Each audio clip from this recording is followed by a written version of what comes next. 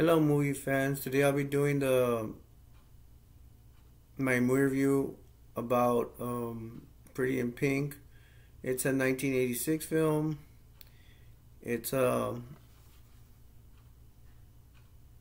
it's a John Hughes production, although it says it's directed by Howard Deutsch, and it's starring Molly Ringwald as Andy, John Cryer as Ducky, and Andrew McCarthy as Blaine. As you can see, like I'm in a museum right now. You see all the pictures on the wall. Okay, let's get started. The movie starts with Andy as Molly Ringwald as Andy. She has her famous pantyhose scene, putting on her pantyhose, putting on her makeup. She's dolling herself up for school. Her dad lives with her. We know that we're gonna know and find out that Andy's mom, her dad's wife, all the same person. She has abandoned them. She has left them. So it's just Andy and her dad living in a house. They're poor. They do work, but they're still poor. They live in a poor house. It shows that Andy's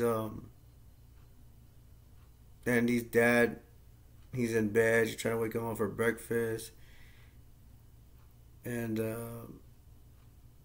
her dad is like, "Is there anything to talk about?" She's like, "No, not really anything to talk about." He's like, "Have you been asked the prom?" She's like, "No."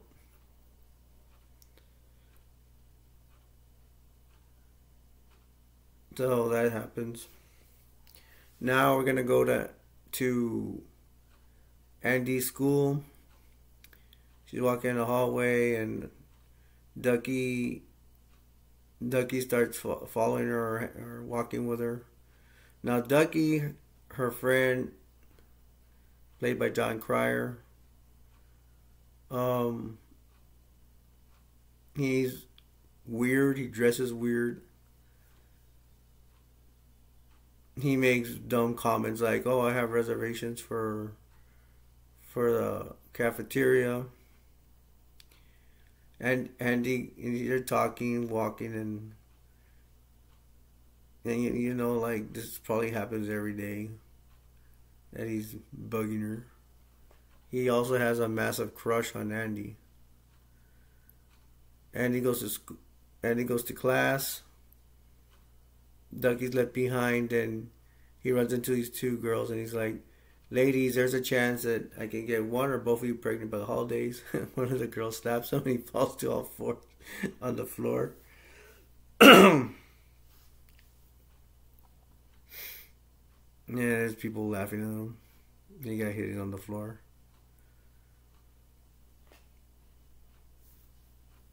Andy's now in class. Her friend Jenna's there, and Andy's gonna get bullied. There's this girl named Benny, and she has another bully friend with her, another girl.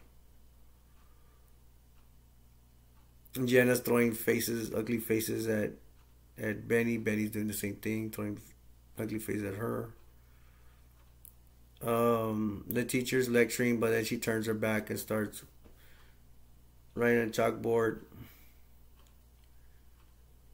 Benny tries to whisper, but to get the attention of Andy, and Andy does turn towards Benny, and Benny goes, "Where'd you get your clothes at the five and dime store?" Saying that her clothes are all poor, all ghetto. Andy looks at Benny in disgust when Benny tells her that. And the teacher's like, "Is there a problem, ladies?" And she's like, "Andy, are these girls bothering you?" And he's like, not that I'm aware of. And the teacher goes, these two girls are gonna have to do chapters thinking about you tonight. Then Andy raised her hand like, no, I'm fine. And then Benny's other bully friend says, no, we'll take the chapters. I think they're like summaries. We used to call them summaries. I guess every state's different. But chapters, summaries, it just means you're going to do a report on today's topic in class. So, yeah, she says, Benny's friend bully, so they're going to do a chapter because they don't want any hand-me-outs from Andy, something like that. But the funny thing is that they're the ones bullying her.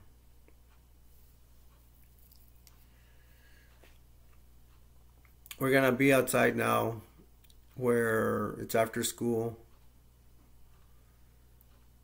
Andy's getting in her, she wants to get in her car, but this guy named Steph comes. It's funny. She's trying to open the door in the car, and Steph gets right in front of the car door, so he's in the way, so she can't open it. And he's talking to her. He's like, I've dated a lot of girls. You always treat me, excuse me. You always treat me like crap.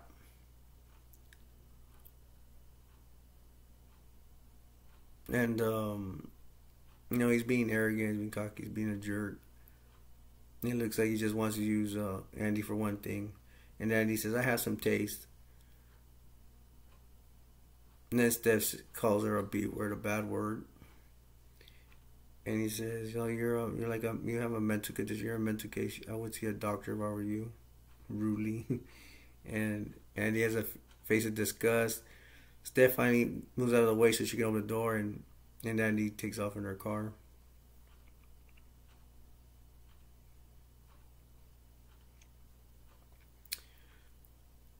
We're gonna go to Andy's hangout now.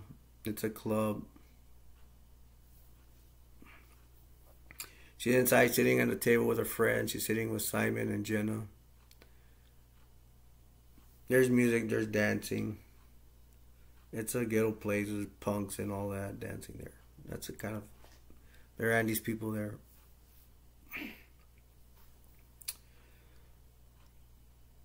Andy asked Jenna, what'd you do? You had a lot of money?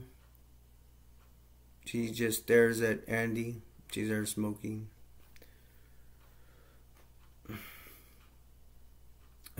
Andy then asks Simon. He looks at her finally. What would you do if your dad had $1 million? Simon says, kiss his butt. And she's like, you see what he said? And Andy's like, I gotta go. And she says, I gotta go. Then Jenna's like, you dating a rich guy? Then Andy just leaves. Now, this whole time, Ducky has been outside. Why? Because the bouncer doesn't let him in. I don't know if it's because Ducky's not 18 or underage, or he doesn't dress the part to be, well, oh my gosh, it's all ghetto. Maybe they think he's too geeky to be let in. I don't know. You tell me. Andy walks out of the club, and then Ducky walks with her. They go to Andy's car. They're talking. And Ducky's like, can you give me a ride at least? She's like, yeah, sure. And Ducky says, can I leave my head on your shoulder, or can I lean my head on your lap? And Andy's like, get in, Ducky, and he gets in.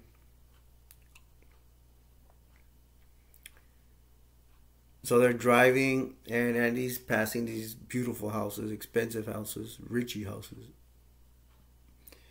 At the same time, Ducky's playing with the knobs of the radio, changing the channels, the radio channels. And Andy says, "I bet you the people that live in these houses, they don't even appreciate, how beautiful houses they have, what they got." Ducky says, like, when he makes his first million, he'll buy her one, but he kind of like shies away subject because maybe he doesn't have confidence that maybe he can actually do that.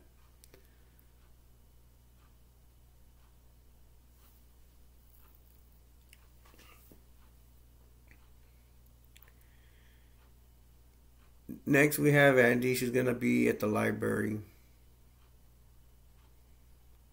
and she's doing work, but somebody starts sending messages to her computer. She types in, "Ducky, leave me alone." And a person types, "Who's Ducky?" And then she types in, she's all suspicious, or she's into it too. Like, "Who am I?" And this person sends a picture of her. She sees herself. Then Andy says, "Who are you?" And then he sends a picture, and it's Blaine. And then Blaine's right across her at another computer or library stall, whatever you call it. He gets up and she sees him.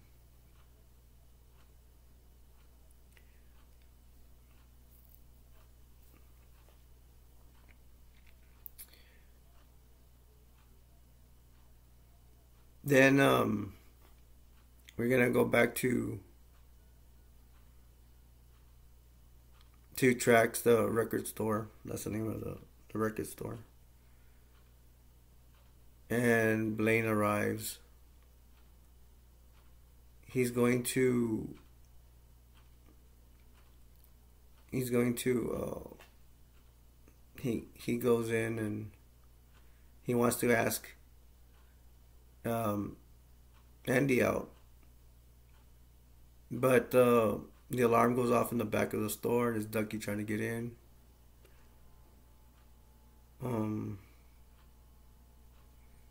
She tells Blaine, "Here, read this."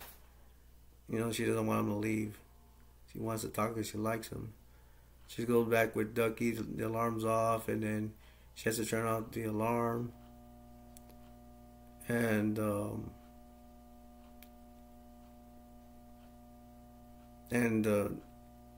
Ducky's making all these excuses of why the alarm was set, saying he had to use the bathrooms. Like, why did you use other bathrooms? And he's just coming up with all these excuses.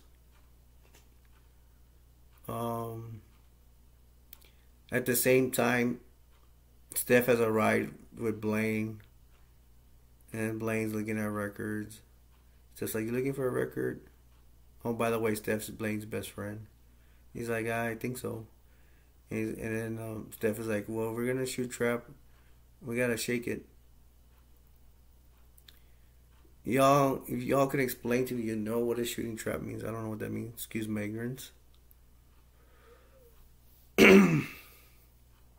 So Steph takes Blaine out of there. They go walk out. Andy's still dealing with Ducky. She looks, but she sees Blaine leave. She's disappointed.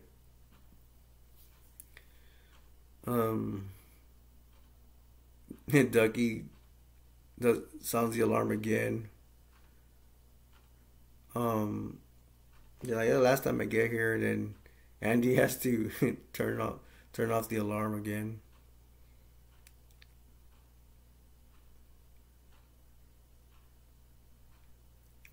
After that,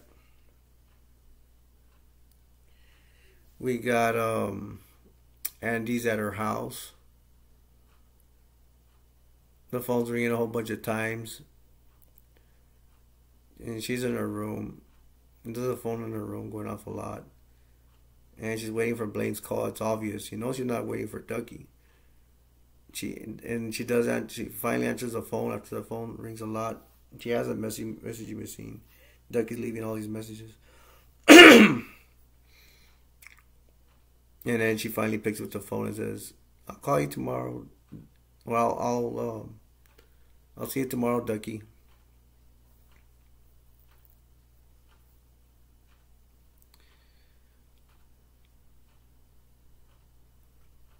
Next, we're gonna be. It's the next day. Andy wakes up and she sees her dad's actually up this time early.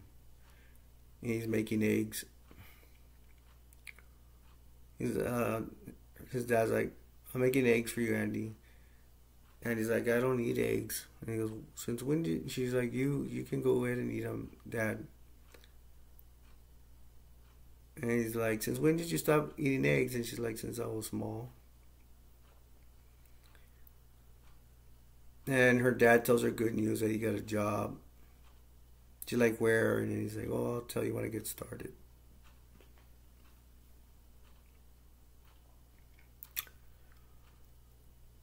Now we're gonna go to Blaine. He's at school, and he decides to go to the end of the neck of the woods for Andy. He actually goes Andy's hangout where the punks and the losers. I don't mean if anybody. I don't know what to call them. Losers, punks. Some look dressed gangster. It doesn't look like they really care about an education. I don't know. You all tell me if I'm wrong. Of those who have seen the movie, he goes sees Andy. She's sitting down there in that area with those people. He's like, "You want to go out?" She's like, "Yeah." And Blaine says, "Tell me where you live. I'll pick you up." She's like, "I'm working. You can pick me up at work." And he's like, "Okay." Then we have a different environment. We have the PE gym scene. We got Jenna and Andy. They're sitting on some mats. They're talking. Jenna's smoking. She's actually smoking in gym class. That Jenna, that rebellious girl.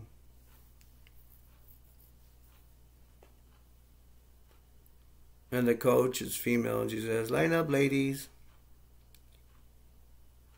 You're gonna have Jenna and Andy lining up. Benny's there; she's lined up, and Benny's friend's there too. Another friend. It's not the bully from the other class; it's another one. You're starting to think that Benny has classes, all the classes Andy and Jenna does. Weird, huh? So, anyways, Jenna decides to be rebellious, a rebel, and she starts stuff, showing her dissatisfaction of Benny. She throws Jenna throws Benny the finger, like, "Hey," throws her the finger, and then she goes, "Hey, I hope your breasts shrivel up and fall." The coach hears this and says, "What's that? What do you hope shrivels and falls?" And then Jenna says, "Her breasts." And then she says, "You are out of here." And then she tells Andy, "Bye bye." And the coach looks at Andy and says, "You approve of your partner's behavior?" And then Andy's like, "No, no, I don't." But after that, I guess maybe the coach turns her back on them, and then Benny looks at Andy. Andy sees Benny, and Benny says, like, whispers, "Eat crap." And I think the coach doesn't hear, but Andy raises her hand, and as soon as you know it, Andy's in the principal's office. So they don't say what Andy has done to land in the principal's office. So Andy's there at the principal's office once again. The principal is saying, "You have good grades. You have a You're going to a good school here. And he's like, what's the problem? Why are you throwing everything away? And he's like, the way we get treated. She goes, I appreciate this community letting me go to school here. The principal says, you know what, let's just forget about it. He's got Jenna, let's forget about you. Now I need to talk about this. Now here's where I get talkative. How is it that she's going to a good school? They make it seem like she's like really important. Like they gave only her the opportunity. What about all the punks and gangsters and all? I guess the school can, you know, they would think they're losers. How are they there? What makes her so important? How is she getting a good education? You're gonna get a good education where you have a bunch of punks, losers, and gangsters. Y'all know what I mean? Please comment and explain to me that, because I don't understand. It's not like she's going to Harvard. In Harvard, they're not gonna let a bunch of punks, losers, and gangsters, because that in that area where Blaine asked her out, that's where all those people were. Well, I hope you commented. Someone let me know about that. When she gets out of the principal's office, Ducky's there and he's walking with her. He's like, "Are you okay?" And he's like, "Yeah." And he's making a big deal. She's like, "I'm fine." And he's like, "I'm fine." And Andy walks one way and Ducky walks the other. And Ducky's walking out some doors, and some guy bumps into him. And then Ducky said, "Next time I'll kick your ass." This guy gets Ducky's like, "I'm joking." And that guy has more friends helping him. And then they throw him into the girls' locker room.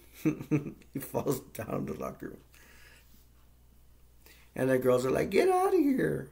And the girls in the restroom. And Ducky's like, we don't have a candy machine like you. And the candy machine is not a candy, it's like a tampon machine or something. We need this in the boys' locker room. No, Ducky. It's not a candy machine. It's probably a thing for tampons. It's a girly thing. Because I want to talk to the principal right now that the girls' restroom has it all good and has everything the boys' locker room doesn't have.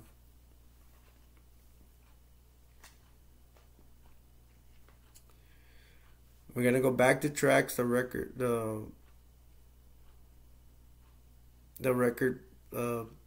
place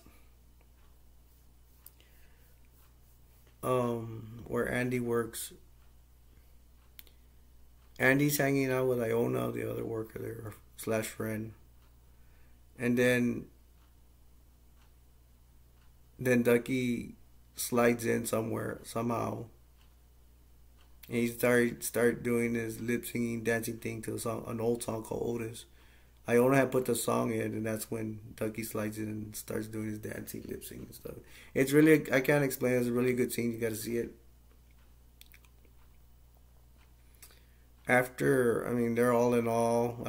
Iona's like with her eyes all wide open. She's gasping. It's like, wow, this guy. Andy too. She looks like in all. It's just that her face is more plain faced. At Ducky doing his lip singing dance routine. Anyways, he's done and he says, "I like this song by Otis. My mom used to put it on for me. It's one of my favorite tunes." And then he jumps on the counter. He goes, "Let's plow." He comes in kind of, I guess, dressed in his way. Fancy to go out, wears dressy clothes, which I don't think anybody considers dressy. It's kind of weird. And he's like, "Let's plow." Telling that he's ready to go out. But Andy's not going to go out with him. She's going to go out with Blaine. But he's late because Iona said, it's after 7. He's probably not going to come. So Blaine gets there. How pathetic. He puts his face in the window and his hands on the window. That looks desperate. You don't do that on a date. And before that, Ducky was like, "I'm here, I'm ready." And Iona looks at Annie and says, "I'll get that," and she's kind of like nervous because she knows this is gonna hurt Ducky's feelings. So Iona's gonna open a door for Blaine to get in. Andy takes Ducky back and explains to him, "Hey, I'm going out with this guy." Ducky's like, "No, don't go out with him. You know, he's just gonna dump you." And he says, "I like him, and he's not like the others." Ducky says, "Okay, if he breaks your heart, don't and your heart's all in pieces on the floor. Don't expect me to help you pick him up. Maybe this time won't be there for you." And he's like, "I can't believe you're saying this." And then Ducky's like, "Tough crap." So Ducky's all upset. He races across that record store. He's trying to get out. He bumps into Blaine that's at the door. And Ducky says sorry. He says sorry. So Andy's gonna go out with Blaine. They're outside, and Blaine and Andy are walking to the car. And Blaine says, "You want me to take you home for you to get dressed?" And then Andy's like, "I'm already am." I'm like, "Oh, burn." He thinks you're dressed up ghetto. I'm sorry, ladies. You think I'm being a jerk saying this? I'm just telling you my point of view. Please don't be too mad at me. I'm just doing the review as best as I can, calling them like I see them.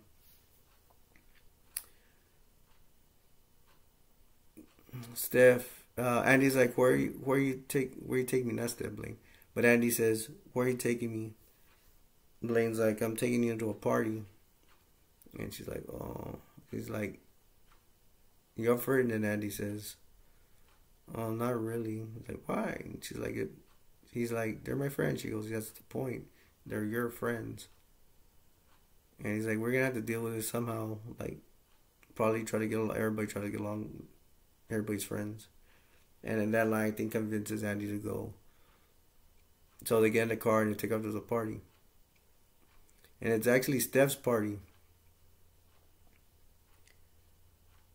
They get to a nice house. I don't know if it's a mansion, but it's a big, rich house. They go inside. It's a wild party. There's a lot of drinking. There's a lot of girls half naked. They're in bra and panties. There's guys in their underwear dancing. There's this guy, this girl donkey konking on a guy's. She's on the back, and all rude. She tells Andy, "Aren't you in some class? I don't remember what class it was.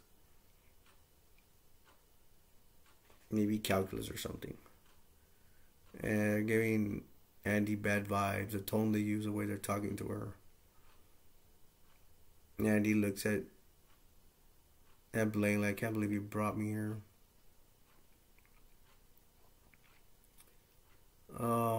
Blaine knows that Andy doesn't want to be there. And then, really dumb move, Blaine says, "You want to go upstairs?" The way he says it. Like he wants to sleep with her.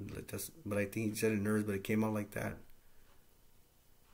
Andy's like, Andy says, I didn't come here to get you off.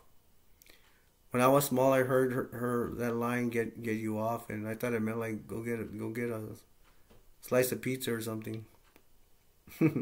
Now I know what it means. Nothing good. So Andy thinks he just wants to sleep with her. He's like, no. He convinces her to go upstairs. He goes, "Look, my hands are always gonna be in my pockets." Now I don't know how he does it, but with like this one has his pocket, he gets a 6-pack of beer. But I think that'd be pretty hard. And he reaches his head down and bites on a bag of chips so he can hold the chips. He's like, "Come on." Well, actually, they're pretzels. Not like it matters. So they go upstairs. He convinces her to go upstairs. Has in his hands in his pockets, convincing Andy that he's not gonna try anything. Not gonna try to make out with her or anything, or try to have sex with her. They go upstairs, and they find a room. Blaine walks in the room, and then there's like you see a cover. I guess it's where a TV is. Some have boxes, and they have like a door sticking out. Behind that door is Steph. He pops out, and he's like, "Hey, Blaine." Blaine's like, "No, no, I'll just get another room." He's like, "No, no, stay. I was just watching some tunes. I guess he's watching cartoons." And I think he's drunk. He's always drunk. And he's half naked. I know he doesn't have a shirt on. And he gets on the bed, and he insists that they stay. And Blaine is like, Andy meet Steph. Steph meets meet Andy, and Steph is like charmed, but he's being sarcastic. Like he cares, like she's there. He really does. He knows her already. He's the one that's been hitting on her in the beginning.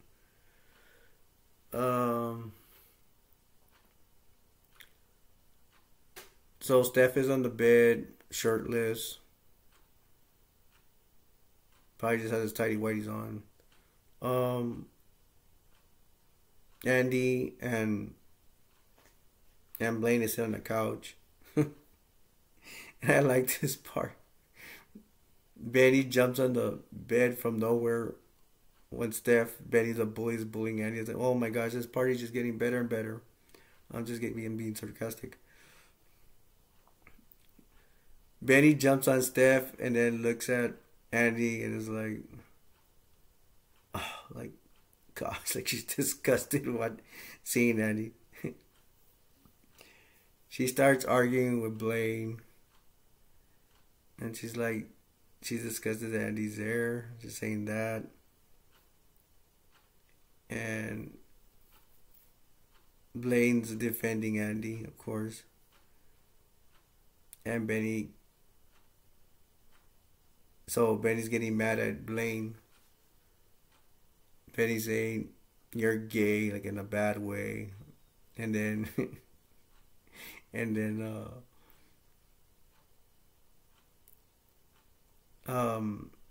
Blaine is like, shut up, Benny. I'm sorry, I get the giggles. A lot of people, I know you don't think it's funny, but I have a Joker complex. I think almost everything's funny. Alright. Steph is about to say, hey, we just leave these two alone. And then Betty tells Steph, she's gonna ruin my night. I do not know why I find this funny.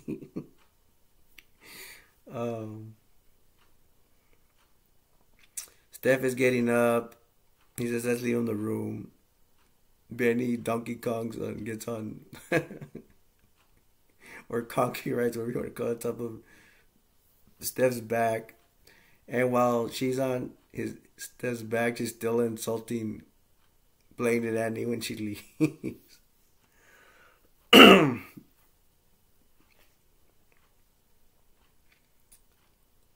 Andy and Blaine are still on the couch. And she's like, Can you get me out of here now? And he's like, okay, it's a bad idea. I bet you want to hit me. And Blaine says, hit me. And he says, yes, I do. But she doesn't hit him. Blaine says, I don't want to take you home, and let's go do something. So this is where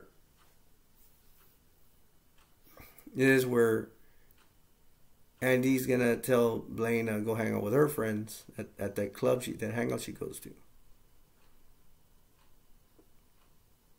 So Andy and Blaine get to Andy's club. Oh, before they get in the club, they show a scene of the bouncer, again played by Andrew Dice Clay. I want to talk about this. He he's a real life comedian. And they do give him the scene where he's gonna do these tricks with a lighter and his cigarette. He's doing it behind his back, whatever, flipping it, trying to be cool. My opinion, it doesn't impress me. I don't know, it just doesn't. Okay, tell me, you guys that smoke, is that impressive? Or have you seen the movie? Did that impress you? Um, I'm not making fun. It's just I want to know who. Everybody has their own opinion.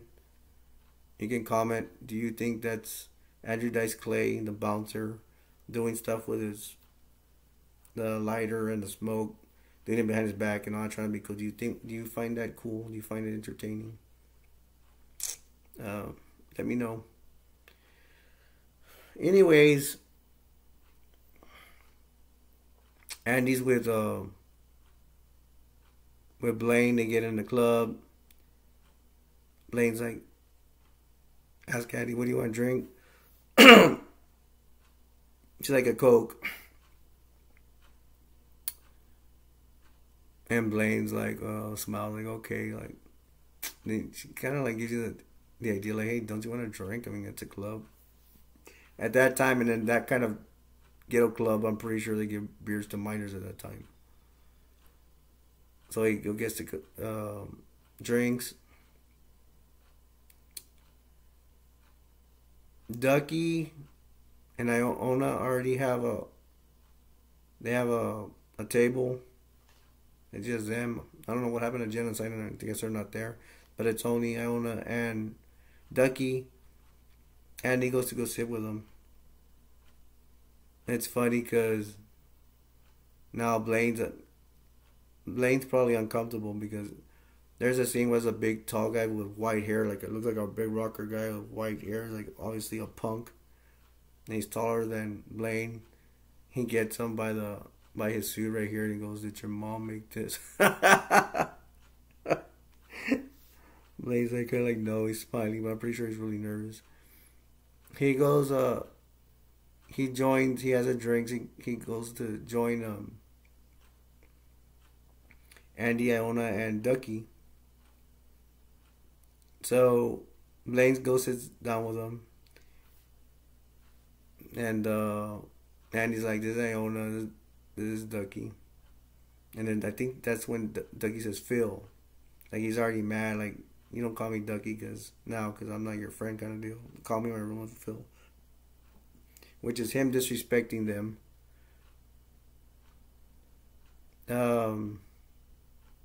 Blaine extends his hand to shake Ducky's hand, and Ducky's like takes his hand out, like he's gonna shake it, and he takes it up real quick. And he's like with anger, he's mad. Ducky's talking, he's being a jerk to them. He says he's been following on Andy or something. He gave his life to her or something like that. And then they're talking about the party they went to. I like when Blaine says, "Oh, went to a party. It was pretty intense." And then Ducky tells Andy, "You went to a intense party." Like she's lame. She's like, "Shut up." Ducky continued to be a jerk, and then Blaine's like, "What's the problem?" And gets to the point that Ducky also told Iona also told Andy that he's not gonna ride his bike across your house anymore. Ducky's bike. Blaine and Andy had just had enough of Ducky. They're about to get up and leave. Iona gets up, so does Ducky. When they get up, Blaine didn't appreciate Ducky's attitudes. So Blaine tells Ducky, "You're an a-hole." And then Ducky says, "Coming from you, that's a compliment." And so it's another disaster in the date, and Andy and Blaine, they're leaving, they're walking, but Ducky yells out, "Hey, Andy!" And he starts kissing Iona, or is it the other way around? But anyways, he's like, "Consider yourself replaced," and he kisses Iona.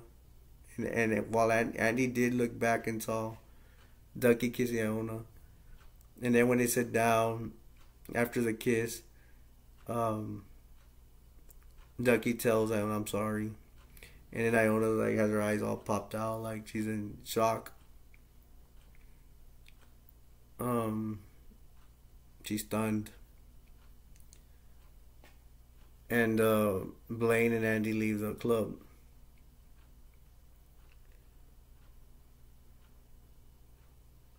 Now,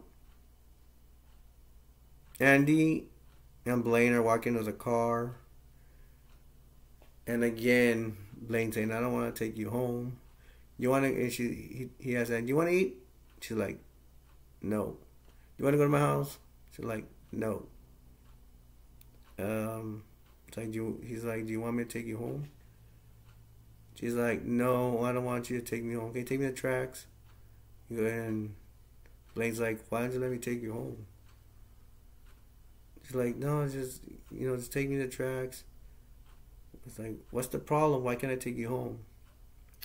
And he keeps pressing her about that. "Why can't I take you home?" And then finally, Andy gives up and says, "Because I don't want you to know where I live." At one point, it looked like Andy was just gonna walk away and not go in the car. But it would have been, "You go, girl. Do what you gotta do." But no, she was, even though she was displeased with Blaine pressing her to take her home, doing something she didn't want to do.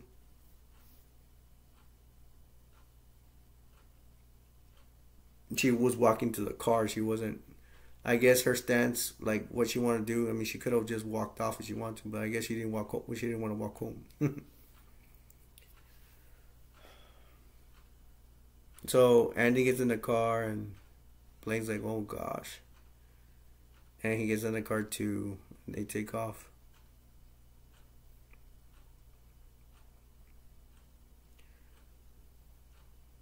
Now this is the weird thing. I don't know. Maybe I hadn't seen this movie in a while, but I thought he did leave her at the tracks. But no, it turns out that he did. That Blaine did drop Andy off at her house.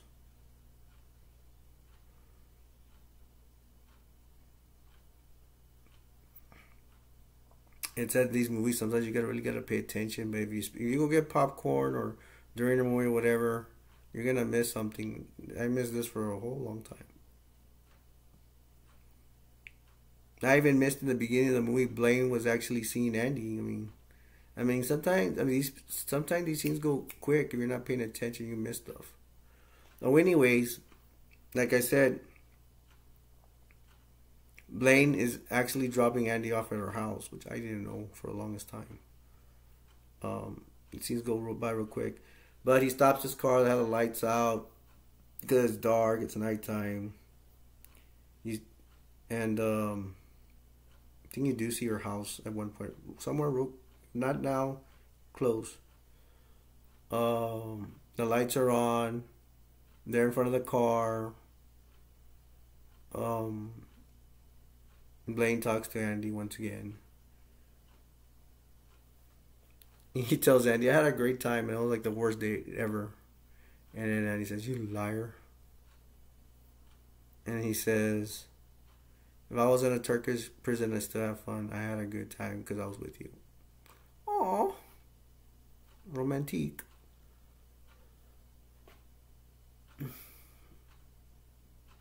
And Andy's smiling. That's a good compliment. It's a great compliment. It's a really good line.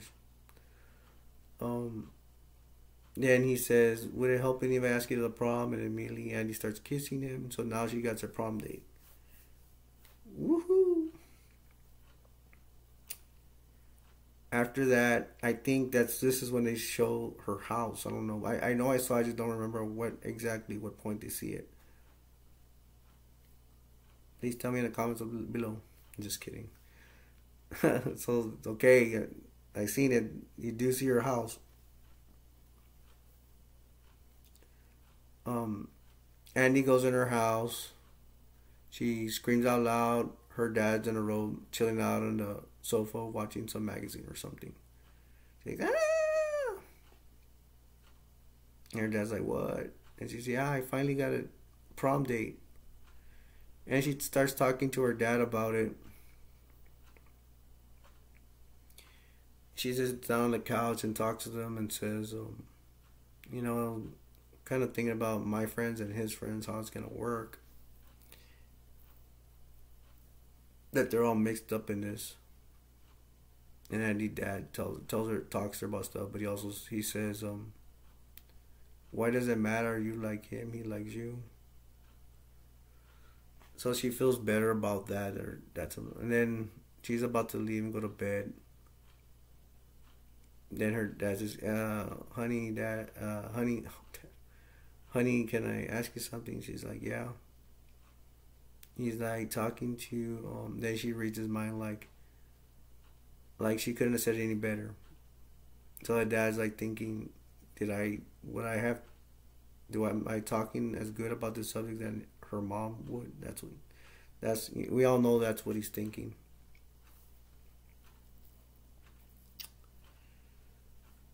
So she goes to bed.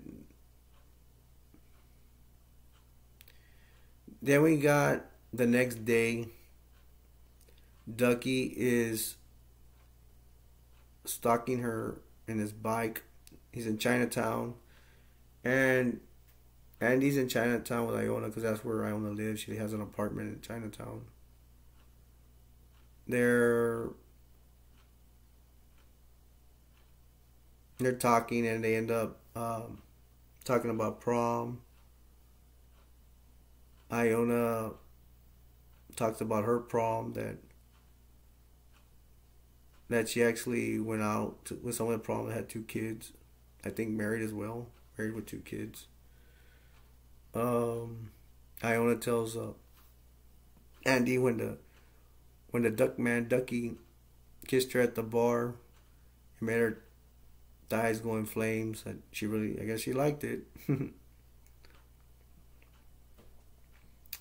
And Iona's just also showing Andy her prom dress. She even puts it on. Says, asks Andy, you want to wear it? And he's like, I gotta go.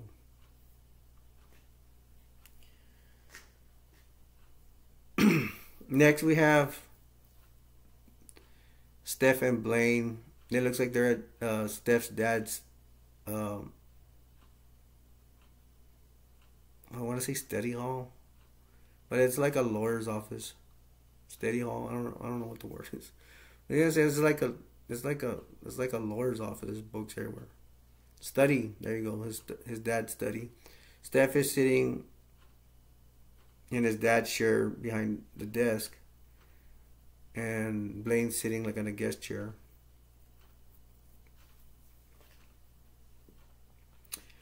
Steph is telling Blaine, we don't, me and our friends don't appreciate your attitude, and he's referring that he doesn't like that Blaine brought, I guess they see Andy as dirt poor Andy going to that Richie party.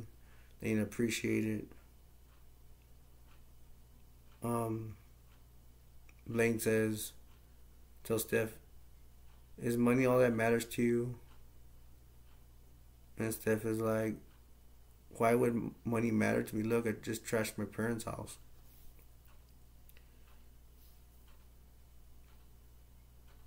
And then Steph tells Blaine, I really like this conversation, it's pretty interesting. Steph tells Blaine, I wouldn't lose this over a friendship. Blaine's like, is that the way you feel? It's just like, yeah, really, that's the way I feel.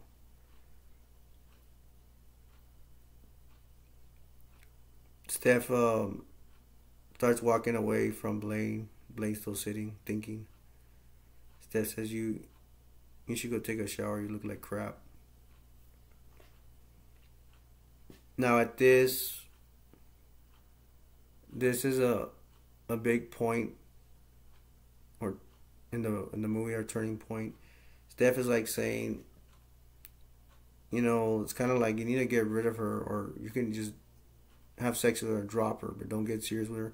If you're gonna get serious with her and continue seeing her, then you're not gonna have me as a friend, and possibly you're gonna lose all your other friends. That's what Steph is trying to tell Blaine.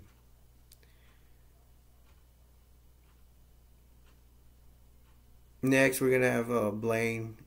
He's with Andy. Takes her to a country club, but they have horses stalls.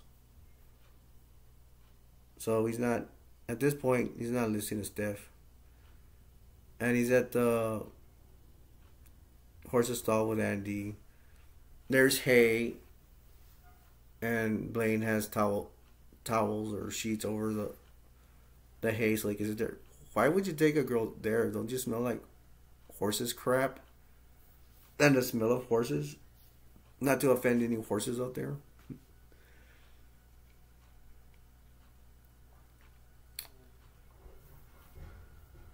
They're there hugging, kissing.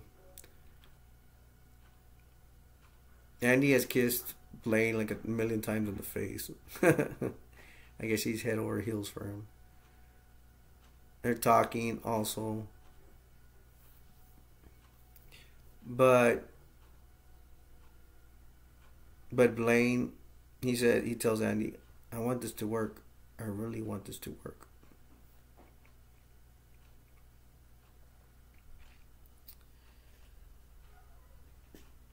Now, it's funny that he says this because what happens next is horrible.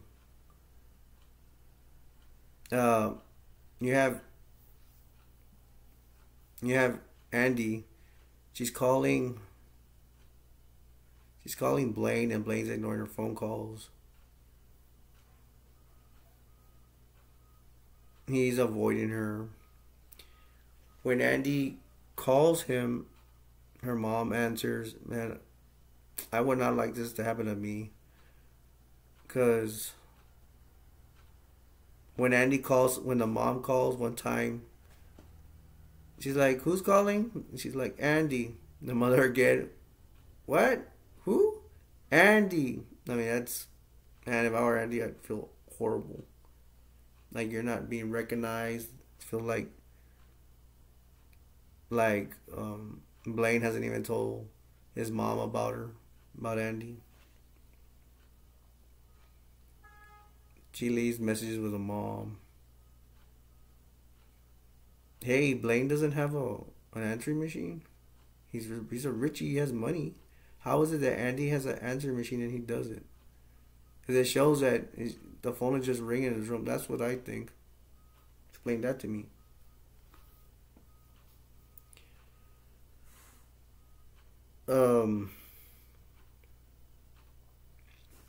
So Andy's all sad, and I remember the dog's there. The dog's feeling sad for Andy. Oh.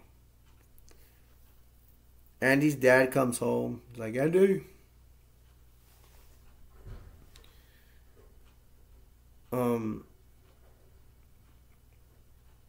Andy's dad goes into the room and says, hi, honey, I bought you a dress. And she's like, oh, cool. I think I can use this. And she goes, Dad, can I ask him? He's like, what? Where'd you get the money to buy this? He's like, I had some money saved. And then she goes, something about she saw his car outside the house, and that was a day at an appointment or a job interview. And he's like, what's your point?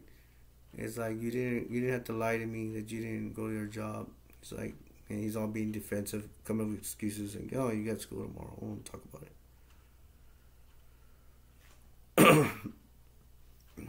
And Andy ends up telling him that the problem is like he doesn't want to get a job because he doesn't really care about life or succeeding, because he still can't get over Andy's mom or his wife, the same person, leaving them. And he gets in his face and starts shouting, can she accept it? She's never coming back, never gonna. And I get scared because Andy's dad puts his hands on Andy's shoulders, and I think he's an assaulter or something. But no, he ends up hugging him like, ooh, he didn't assault her. It gets intense, but Andy comes home saying she's never coming back. Why can't you accept it? Why can't you accept it? And he goes, because I love her. And then they calm down, and then they cry a little bit, stop crying. Andy's dad tells her, you got school tomorrow, and I got a couple of things to do tomorrow. And he tells her, I would have bought you shoes, but I didn't know your size.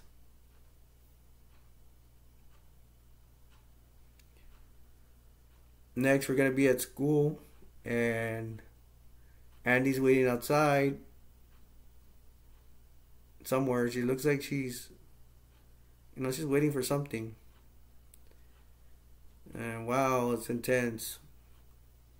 And what is she doing? There's a class opens, and she's waiting for someone to come out, and it's gonna be Blaine. And Blaine does come out, and I don't know if she trapped him like where his locker was, or because she looks like she's far from the class. I don't know, but she's not that far away. She knows Blaine has to head that way. So Blaine does go over there and has to go past Annie. He can't just walk by past her. He stops and talks to her, how are you doing? And he's like, I've been calling you. You haven't been answering. I left messages with your mom. She's like, I thought I saw you in the parking lot. I thought you saw me. And he says he's been busy working at the stalls with the horses. And then she tells him, what about prom, Blaine? What about prom? And he's like, what are you talking about? What about prom? And then Blaine, he gets in and says, I already asked somebody else. I forgot to tell you. And he gets really mad, says, you're a liar. You're a coward and a liar. And she slaps him in the shoulder. She's like, just say it. Just say it. And then Blaine's like, what do you want me to say? And then he says, just say you're ashamed to be with me. And she says, Andy has nothing at all to do with you. And then she runs away. And then Blaine's like, Andy? He's like, looks like he's starting to cry.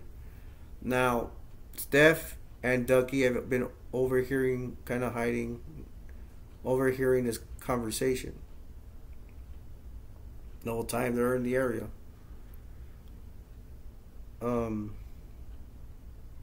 Blaine is gonna go downstairs, and he crosses paths with Blaine. Steph basically tells Blaine, I told you that girl is nothing, she's not, get over it kind of deal. And Blaine looks at him. He's not gonna fight with him. He's already troubled by Andy, so he just walks away from Steph. Steph walks upstairs. Ducky is hearing that conversation, that what Steph just said about Andy, that she's nothing, she's not on. He's walking back, he's not, he's upstairs already, I believe. And he's not, he's getting mad that Steph is talking bad about what he considers his girl, his crush. So Steph walks upstairs, sees Ducky across the hall. They're about 30 feet away from each other. So Steph sees Ducky looking at, just staring at him. And Steph says, you have a problem, friend? Then Steph turns his back on Ducky, starts walking away. Then Ducky heroically runs at Steph and jumps on his back. They land on the floor. Steph ends up on top of Ducky. Now, explain this to me. Steph is on top of Ducky, punching him, so he has the upper hand. He's punching. He does a stupid move. He gets Ducky from the collar, brings him up, and then slams him against the locker door. And then, I guess he likes slamming Ducky against the locker, but Ducky ends up getting some leverage and falls on top of Steph, and then Now we got Ducky beating up on Steph and gives Steph a bloody nose.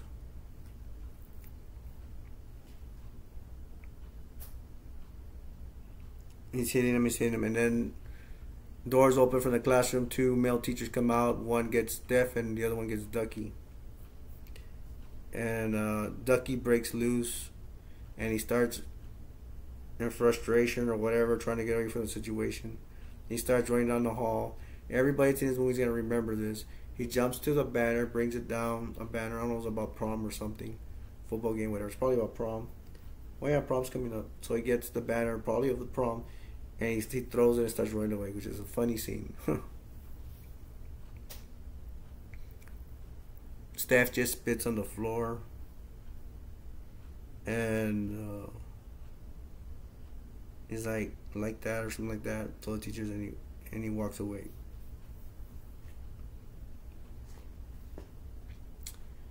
Andy is gonna go to Iona's house, apartment in Chinatown,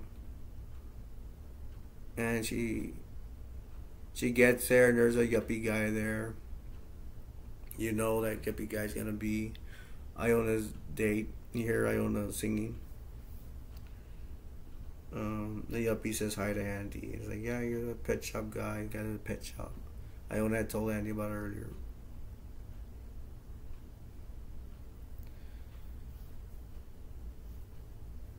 The yuppie's like, hey, can you tell Iona hurry up? We need to go out. They're gonna go out. Iona's singing. You can hear her, but she's in the back room. I think she's in the bathroom. I think. Andy goes to talk with Iona. Iona saying, "Oh, I met this guy. I'm all in love. Maybe buy him a china." And she's dressed. Her hair's nice because she usually has it weird. She thinks she's found love. She thinks she's found Mr. Right, and she says, "Oh, he's so nice." They say she thinks you have to get fine china. It means like get married. She's just going ahead of herself.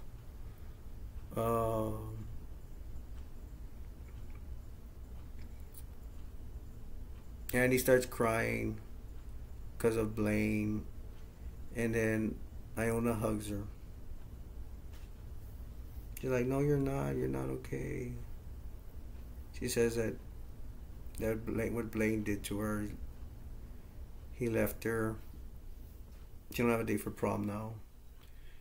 And then she's like, "Can I have your prom dress like you promised her or you offered?" She's like, "Why?" And she's like, "I just need it." Iona's like, "Sure, it's yours." So he gives her the prom dress.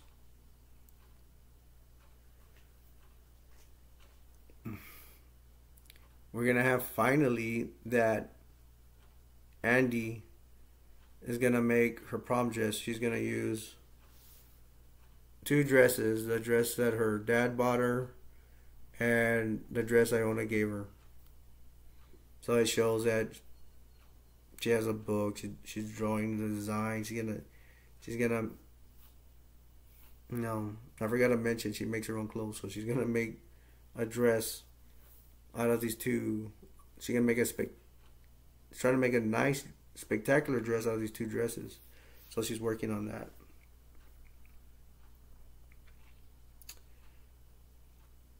So now, finally, it's prom night, which she's been waiting for. Now, before I get into this, I'm gonna say it's gonna start off with a song called "If You Leave." This song makes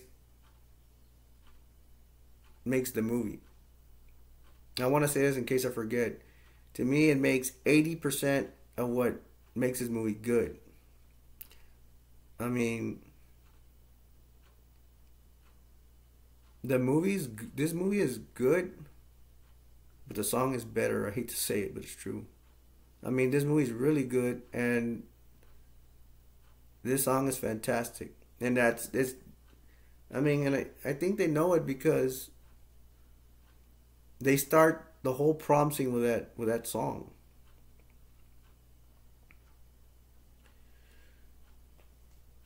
So she gets to prom, and then the music starts. If you leave, oh my god, I love the song. I'm sorry if I repeat myself. I really love it. It's like one of my favorite songs of the '80s, of probably of all time. Well, at least from man songs. So Andy's there. She barely gets there. There's a long hall that she has to walk to get to the actual dance floor and actual party. She's there. The hall's like, I think it's empty. And she's all by herself. She looks nervous. And then you see Ducky at the other side of the hall. And you're like, oh. They run to each other and they hug, and then Ducky swings her around, and like wow. And one of the scenes that gets me, there's scenes that get to me, but this one is when Andy asks Ducky, "May I admire you?" And that's Ducky's line that he says in the hall, like the beginning of the movie. And he's like, "Okay, if you must." Ducky. Um, and he's like, "Let's plow," and she gets him by the arm, and they're gonna walk to prom. They're getting close to the dance floor.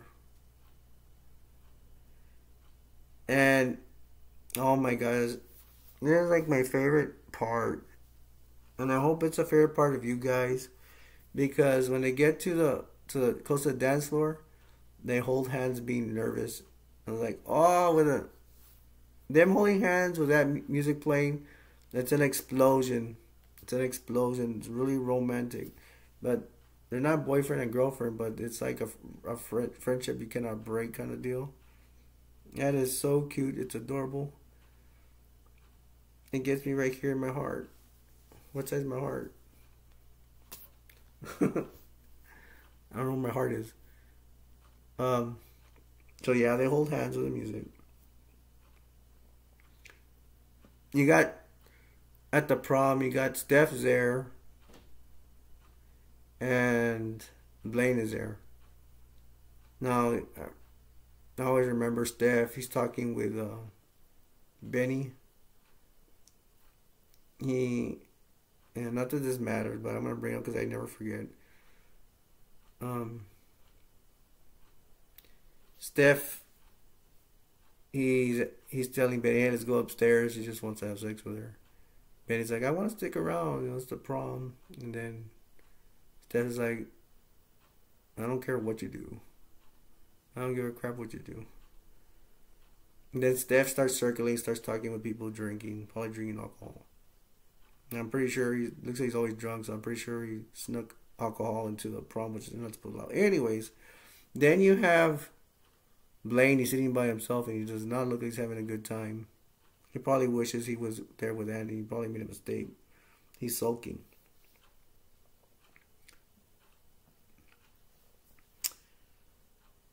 So Blaine's gonna go walk towards Andy to go talk to her. Steph intercepts Blaine, stops him, starts talking a whole bunch of crap to Blaine, saying that she arrived with trash or something with Ducky. She gets with his nerves and stuff like that. She has looks like she has brought a horrible date, such like that. And I like this part because Steph goes for Blaine's bow tie to try to fix it up, and it's symbolism saying that Steph is trying to control Blaine. But when he goes for the tie with his hand, Blaine knocks Steph's hand out of the way, and when he does that, Blaine tells Steph, "You always buy everything you want, but you couldn't buy her." And Blaine looks at Steph and says, "She thinks you're crap." And deep down inside, it's true. Burn. Blaine has just burned Steph and leaves him speechless, and he probably took it to heart what Blaine told him, the truth, truth he didn't want to hear, but that's why he's stunned. So Blaine walks away from Steph, heads over to Andy, and Ducky's there too. When he gets to Andy and Ducky, Blaine extends his hand to shake Ducky's hand. Ducky's like kind of laughing, like, I can't believe this. We've been through a lot. We didn't like each other, and then Ducky shakes his hand.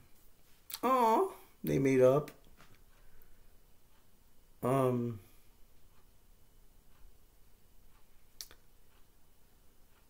So Blaine's gonna talk to Andy, and Blaine asks her, "Are you okay?"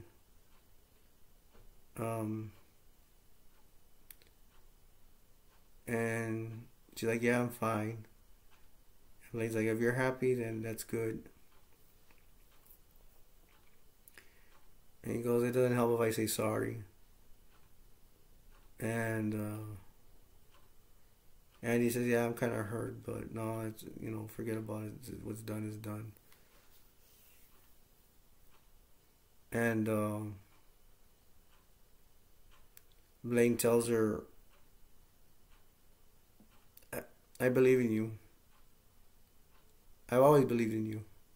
I just didn't believe in me."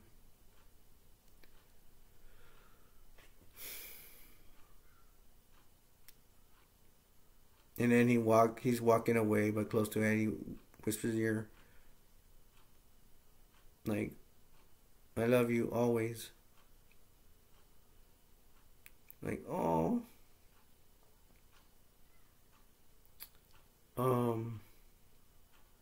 He walks away. Andy's stunned. Then Ducky tells Andy, he came here by himself. And he says, "You're right. He's not like the others." And Ducky says, like, nervously laughing, like, "If you don't go after him right now, I'm never taking you to prom again. You're ruining his experience for me." Like, he's like, "Go after him."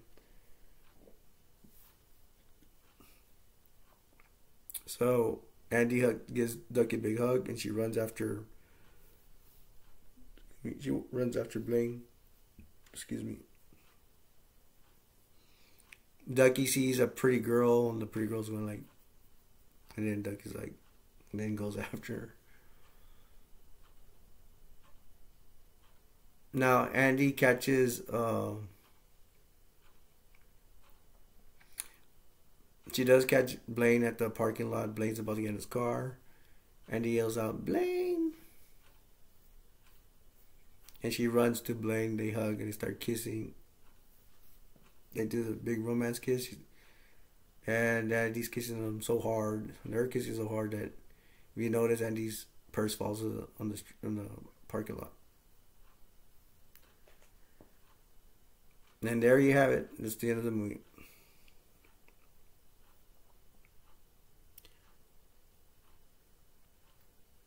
Now I'm going to say it again.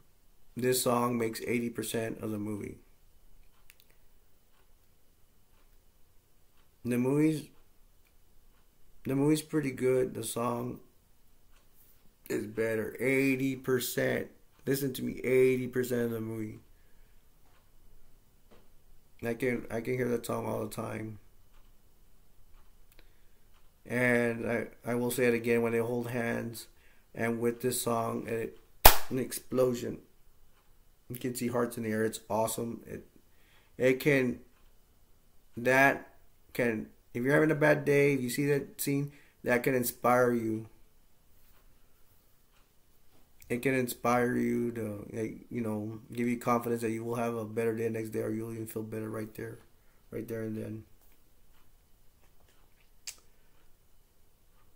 Now I'm going to tell you something about love. This is all about the word love. If you're single, go find it. If you're in a relationship, you got it. If you're married, don't lose it.